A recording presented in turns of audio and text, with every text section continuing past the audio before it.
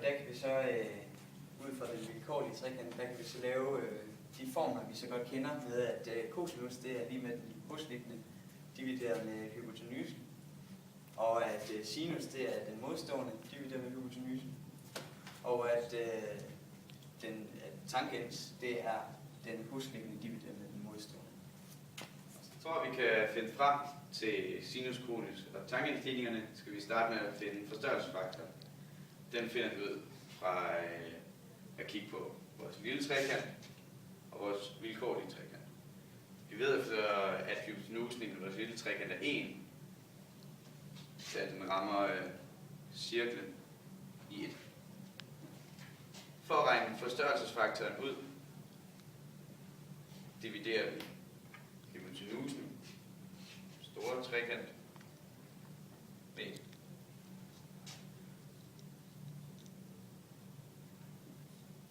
Det giver selvfølgelig hypotenusen. Der er sinus og cosinus med forstørrelsesfaktoren.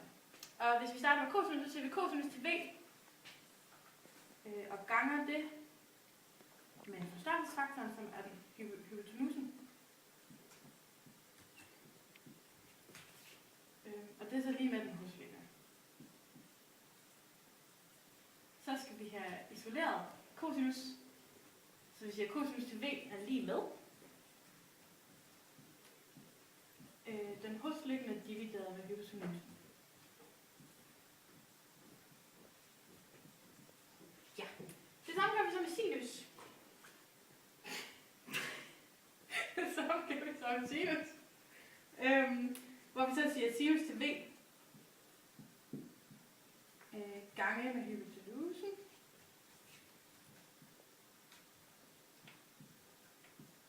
Og det er lige med den modstående.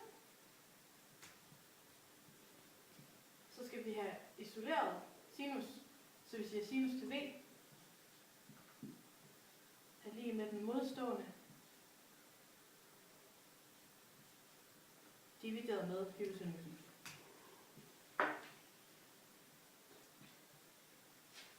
Så vi nu finde tangens til v, og det gør vi ved, at vi først finder en ny forstørrelsesfaktor, som hedder den hosliggende over 1. Og det så er lige med den hosliggende. Derefter så skal vi gange tangens til v med den hosliggende, altså vores forstørrelsesfaktor. Og det så er lige med den modstående. For at finde tangens til v, isolerer vi tangens til v. Og det så er lige med den modstående divideret med den hosliggende.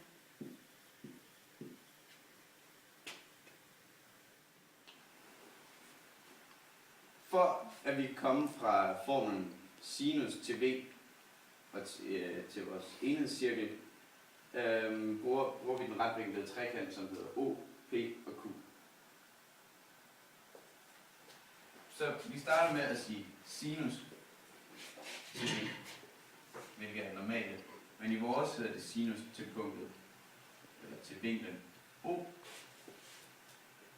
som også er lige med den modstående katete, som er siden P, Q, og hypotenusen, som er linjen, eller siden O, P. Da vi ved, at siden OP er 1, og en radius i enhedscirklen stadigvæk er 1, kan vi skrive om til dette,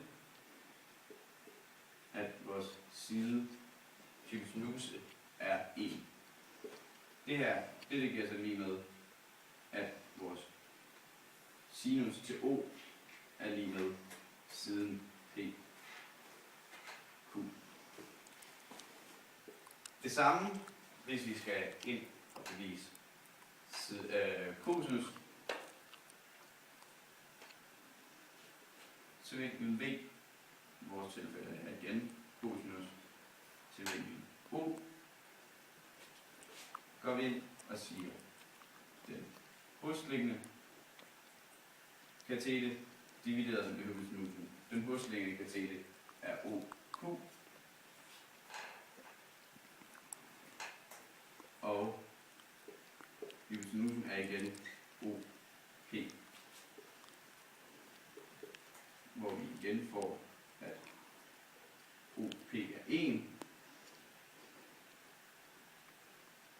og hvor vi så får at vide, at cosinus til O er O.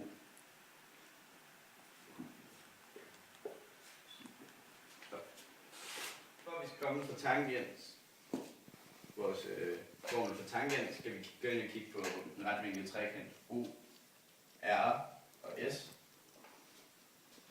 hvor det igen hedder tangens til V, som også er tangens til vores punkt O, lige med den modstående katete, som er RS, linjestykket RS, og den hosliggende, som er OS. Da vi ved, linjestykket OS er 1,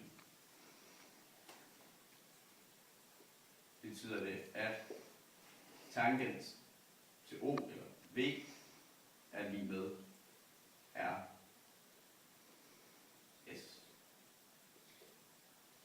Det var sådan, hvordan vi kom fra formlerne til enhedscirklen.